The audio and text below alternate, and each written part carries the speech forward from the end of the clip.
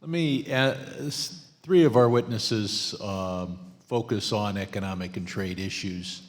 And I'll ask the whole panel, raise your hand if you were actively working against NAFTA back in the 1990s. I see no hands going up. Raise your hand if you were actively opposing a permanent MFN for China back roughly around the year 2000. No hands go up. If I lead an unworthy life and the Almighty decides to send me somewhere where I would pay for my sins, I will be sent to a place where I'm surrounded by Wall Street Democrats and Wall Street Republicans and told that that both sides are represented. I'll use my 5 minutes here not in defense of Donald Trump, but in defense of the traditional Democratic view. Democrats voted no on NAFTA, CAFTA, and SHAFTA. Democrats by 2/3 voted no on MFN for China. And yet we have a panel where we don't have anybody who took those positions. So someone has to speak for the traditional Democratic view. And that is that trade deficits matter, that every $1 billion of trade deficit is another 10,000 jobs lost, and that while our unemployment rate is low, if we don't add 2 or 3 more million jobs, we will not create the labor shortage necessary to see the increase in wages that the working class of this country has been denied for the last 2 decades.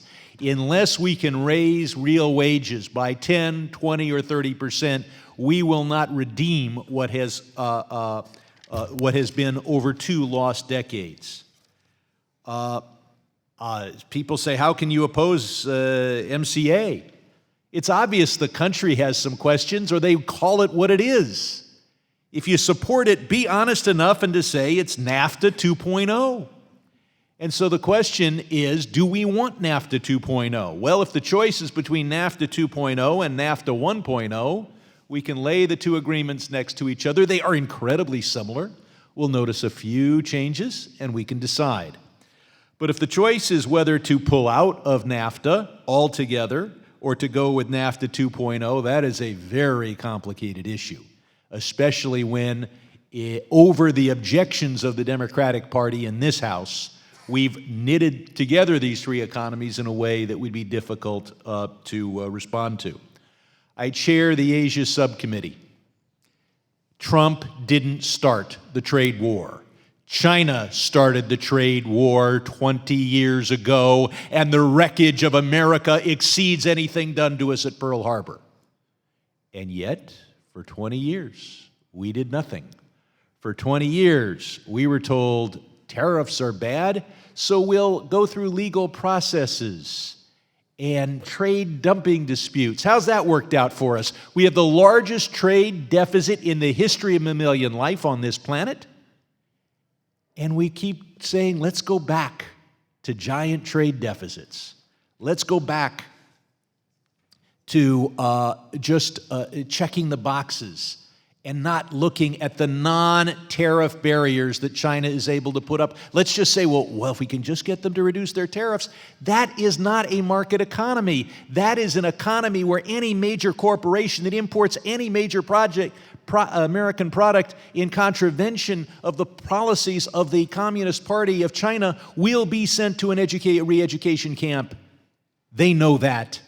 And that's why they don't buy American planes unless we move the plane factories. That's why you can't make something in the United States and sell it in China until they force you to make it in China and then transfer the technology.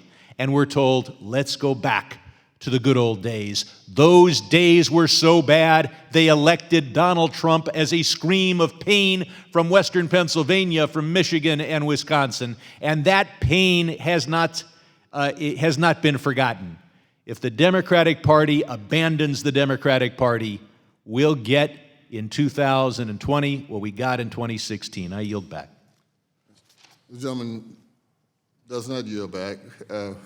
Oh. The gentleman's out of time. Oh, the gentleman is out of time. Thank you.